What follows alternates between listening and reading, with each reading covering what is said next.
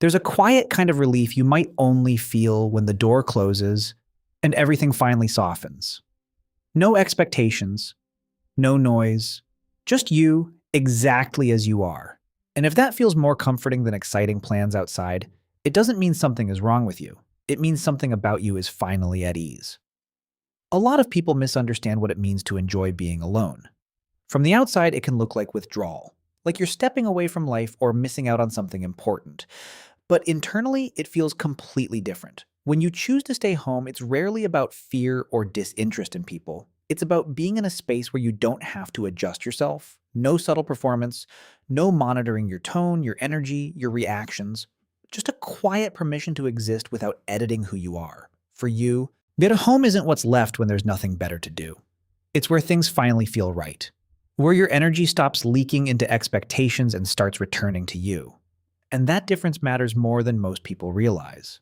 Because what looks like doing less is often what allows you to feel more grounded, more clear, more like yourself.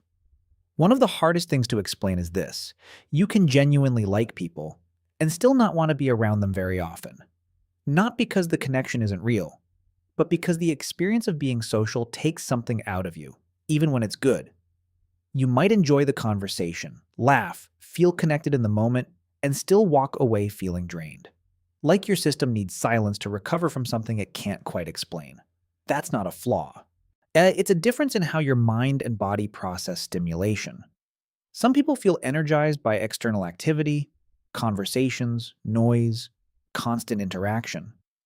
Others feel most alive when they're inside their own thoughts, moving through ideas, reflecting, creating, noticing things quietly. And when you try to live like the first type, even if you're not built that way, something starts to feel off. Not immediately, but over time, the mismatch catches up. You don't lose your ability to socialize. You lose your sense of balance. For you, being alone isn't empty. It's not something you tolerate. It's something that holds your attention in a way the outside world often doesn't. Your thoughts aren't just background noise. They're active, engaging, sometimes even more interesting than what's happening around you. You replay conversations and explore ideas, imagine possibilities, connect patterns most people overlook. So when you're asked to trade that for environments that feel loud, fast, or shallow, it's not always an equal exchange. It's not that you're rejecting experiences. It's that many of them don't reach the same depth as what's already happening inside you. And that creates a quiet tension. Because from the outside, it looks like you're choosing less. But from the inside, it feels like you're choosing what actually fulfills you. You're protecting a space where your mind can breathe, where your attention isn't constantly pulled outward, where something meaningful can unfold without interruption. The real discomfort doesn't usually come from being alone. It comes from how that choice is interpreted. People ask questions. They assume something is wrong. Yet they suggest you get out more, as if your life is somehow incomplete without constant plans. And over time, that pressure starts to get inside your head. At first, you try to adjust. You push yourself to say yes more often. You show up even when you don't want to. You tell yourself maybe this is just what everyone feels, and they're just better at pushing through it. But eventually something shifts. You start noticing how consistent the pattern is, the anticipation that drains you, the recovery you always seem to need afterward, the quiet relief when plans get canceled. And slowly, the question changes. It stops being, "What's wrong with me?" and becomes, "What if this is just how I'm built?" That shift is subtle, but it changes everything. Once you begin to see your preference clearly, something inside you starts to soften. And you stop framing it as a weakness. You stop trying to fix it, and instead you begin to allow it. At first, the guilt doesn't disappear. It lingers in small ways when you turn down invitations, when you notice how often you choose quiet over activity, when you compare your life to people who seem constantly surrounded by others. But gradually, your inner dialogue shifts from "I should want more" to "I'm allowed to want this." And that shift brings a kind of peace that forcing yourself never did. Because the behavior itself hasn't really changed. You're still choosing the same things. What's changed is your relationship to those choices. You're no longer resisting them. You're understanding them. And that understanding creates space to feel content without needing to justify it, a space to exist without constantly questioning your own nature. Even with that acceptance, there's often a quiet tension that remains.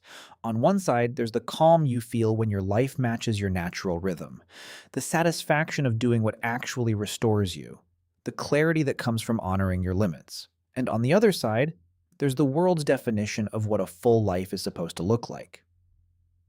Busy schedules, frequent plans, social proof that you're out there, participating, engaged, visible. And when your life doesn't match that image, doubt can creep back in. You might wonder if you're missing something, if there's a version of life you're not experiencing, if maybe everyone else knows something you don't. But here's the truth most people don't say out loud. A life can look full on the outside and feel empty on the inside. And it can look quiet on the outside and feel deeply meaningful within. The difference isn't in how it appears, it's in how it feels to you. One thing that often goes unnoticed is how deeply you process things. You don't just move through experiences, you absorb them. You think about what was said, what it meant, what it revealed. You connect it to other moments, other feelings, other patterns. And that kind of depth isn't effortless. It takes space. People who skim the surface of experiences can move quickly from one interaction to the next without needing much recovery. But when you process things more fully, your mind needs time to settle, to integrate, to make sense of everything it just took in. And that's why constant social activity doesn't just feel tiring. It feels overwhelming. Not because you can't handle it, but because your mind is doing more with each moment than it appears. So the time you spend alone isn't empty space. It's where everything comes together, where meaning forms, where your thoughts find clarity. And without that space, something important in you starts to feel crowded. There's also a misconception that choosing solitude means settling for less, fewer relationships, fewer experience, less growth. But for many people, it leads to something else entirely. Instead of spreading your energy across many connections, you invest more deeply in a few. Instead of constantly seeking stimulation, you engage in things that feel intrinsically meaningful, creating, learning, reflecting, building something quietly over time. You don't need constant interaction to feel fulfilled. Your sense of meaning comes from within, from what you're engaged in, not just who you're surrounded by. And over time, that creates a different kind of richness. A life that might look simple from the outside, but feels full in a way that doesn't rely on being seen or validated. You're not avoiding connection. You're just being selective about what kind of connection actually matters.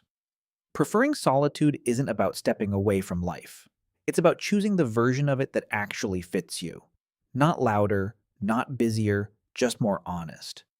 And once you stop trying to live against your own nature, something changes quietly. Your life may look smaller to others, but to you, it finally feels like your own. That's all for today. I'll be making similar videos in the future. Subscribe to see them.